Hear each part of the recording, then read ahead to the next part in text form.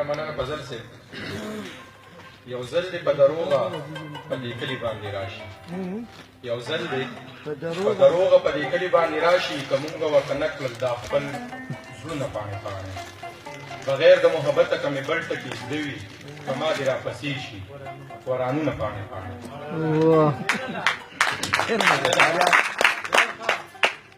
د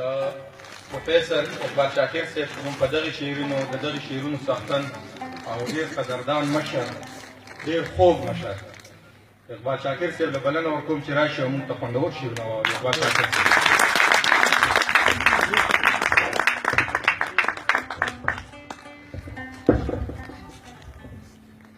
بسم الله الرحمن الرحیم. اللهم صل على سيدنا محمد وعلى آله بقدر حسن جماله. ډېر محترم استاد پروفیسر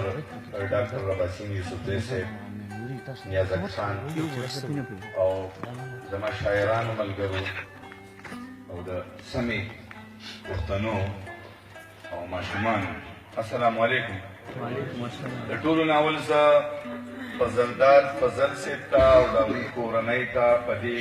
ښادو باندې یا په دې ښادۍ باندې مبارکي وایم او خوشحاله په دې یم چې پخوا به په دې ښادو کې او په دې ودونو کې خلک خو به د خوشحالۍ څه اظهار کوي که نه، نو دا د اظهار یوه طریقه چې مونږ به دې کې مشاعرې وسلو، نو دا یوازې مونږ سندرې نه وایو، دا یوازې مونږه د خوشحالۍ اظهار هم نه کوو، بلکې د خپل قوم سره، د خپلو کشرانو سره، د خپلو مشرانو سره، د خپل زړه خبرې، د خپل وطن حالات دا د یو بل سره شریکو. د ښادۍ په دې موقع باندې هم مونږ لګیا یو، یو مکالمه کوو، یو ډیبیټ کوو او د خپل وطن په هکله، د خپلو رویو په هکله، د خپلو رواجونو په هکله خبرې اترې کوو. دا کله چې دی دا علاقه چې دا نو دا دي چې د دې لویې لارې نه په طرف باندې دی دا ځای، دا زمونږ د تلو راتلو لاره نه ده، نو که څوک خصوصي طور دلته نه راځي نو په دې لاره چېرته نشي راتلی. زما خو په دې کلي کې په دې علاقه کې دوه اشنایان دي، دوه مې یاران دي، دوه مې دوستان دي. یو فضلدار فضل صاحب دی چې زمونږ د شعر و ادب ملګری دی، ډېر مخلص کشر دی، ډېر تکړه ادبي ورکر دی، یو ادبي مبارز دی. او اوس مې د یو بل کشر سره واسطه راغلې ده او د هغه سره مې تعلق جوړ شوی دی. فرمان الله شاه صاحب د دې کلي دی او ما او دی په بټخیله کالج کې یو ځای یو مونږ کولیګز یو، هلته یو لیټرري اینډ ډرامټیک سوسایټي د فرمان الله شاه صاحب هم فنکار دی، چېرته ساینټسټ دی، زه وینم په کالج کې ګلونه راشو کوي، چېرته بوټي راشو کوي، د باټني استاد دی او د هلکانو سره هم په هغې باندې خبرې کوي. خو چې کله د سټیج خبره راشي، د موسیقۍ خبره راشي، د خوږ اواز خبره راشي، نو فرمان الله شاه صاحب بیا د ټولو نه خوږ اواز لري، خوږ غږ لري او ډېر زه خو حیران پاتې شمه چې ساینسدان او دومره یو مثبت رویه دا لږه د دې دپاره دا فرمان الله شاه صاحب او فضلدار صاحب د دې کلي د دې علاقې یوه اساسه ده، د دې ډېر زیات قدر کول پکار دي. او دا تاسو ووینئ چې د پروفیسر ډاکټر عباسین یوسفزي صاحب په شانته یو مصروف سړی او یو لوی سړی، نو دا د فضلدار صاحب په مینه او په محبت دلته راغلی دی او دغه مینه او محبت د دې ټول کلي لپاره دی. زه عباسین صاحب یو څو شعرونه ویم چې نیکنام صاحب چې نوره د چا د زړه په درد پورې خندا ونه کړي، نوره د چا د زړه په درد پورې خندا ونه کړي، د محبت ټوکه د بل چا سره بیا ونه کړي، نوره د چا د زړه په درد پورې خندا ونه کړي او د محبت ټوکه د بل چا سره بیا ونه کړي.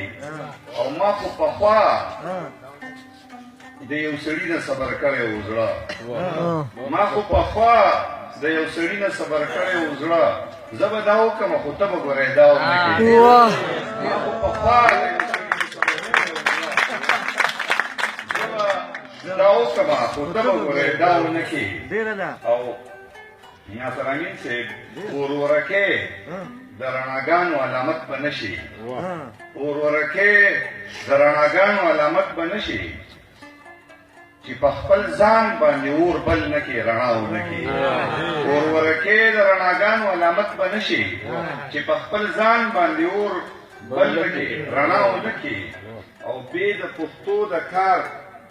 چې بل کار لوزم د کوره بې د پښتو د کار چې بل کار لوزم د کوره مورې په هغه ورځ چې ما ته خس دعا ونه کړي دې د پښتو د کار چې بل کار لوزم د کوره مورې په هغه ورځ چې ما ته خس دعا ونه کړي ستا د مغرور حسن پښتو به شاکر هله مني ستا د مغرور حسن پښتو به شاکر هله مني چې دې مړ شوی یو ته پسې جړا ستا د مغرور حسن پښتو به شاکر هله مني چې دې مړ شوی یو ته پسې جړا او دا نور شعرونه دي چې اباسین صاحب چې کله ناکله ته وړه شان خطا هم کېدی شي شمشارنګار صاحب کله ناکله ته وړه شان خطا هم کېدی شي په محبت کې یو مین وار خطا هم کېدی شي کله ناکله ته وړه شان خطا هم کېدی شي او د چا په قبر د یو ګل د خورې خولې نظار شم د چا په قبر د یو ګل د خورې خولې نظار شم د غم په شپه باندې بې زړه شان خندا هم کېدی د چا په قبر د یو ګل د خورې خولې نظار شم د غم په شپه باندې بې زړه شان خندا هم کېدی شي او هغه چې ما د خپل مین سترګو د سم نه کاته عزت صاحب هغه چې ما د خپل مین سترګو د سم نه کاته ستا د غرور دا د جرم سزا هم کېدی هغه چې ما د خپل مین سترګو د سم نه کاته ستا د غرور دا د جرم سزا هم کېدی شي او محبت ړوند وي نه موقع او نه محل پېژني محبت ړوند وي نه موقع او نه محل پېژني په ما چې شوی دی دا چټ په بل چا هم کېدی شي نه موقع او نه محل پېژني په ما چې شوی دی دا چټ په بل چا هم کېدی شي او ړومبی دیدن دی زه چې یو بل ته ښه ډېر وګورو ړومبی دیدن دی زه چې یو بل ته ښه ډېر وګورو نورې خبرې خو شاکره سبا هم کېدی ړومبی دیدن دی زه چې یو بل ته ښه ډېر وګورو نورې خبرې خو شاکره سبا هم کېدی شي او دا یو نوی غزل دی چې د منزل په لور واضحه د چا لار نه وي چې د منزل په لور واضحه د چا لار نه وي دغه سړی خو په سړو کې اړوشمار نه وي چې د منزل په لور واضحه د چا لار نه وي دغه سړی خو په سړو کې اړوشمار نه وي او د خپلې مینې په صحت کې د دې شک وګڼي د خپلې مینې په صحت کې د دې شک وګڼي چې ځان مین ګڼي او عمر یې په دار نه وي د خپلې مینې په صحت کې د دې شک وګڼي چې ځان مین ګڼي او عمر یې په دار نه وي او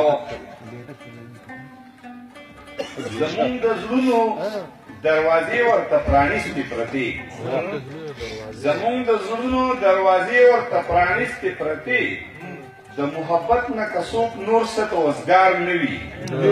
زمونږ د زړونو دروازې ورته پرانیستې پرتې د محبت نه که څوک نور څه توزګار نه وي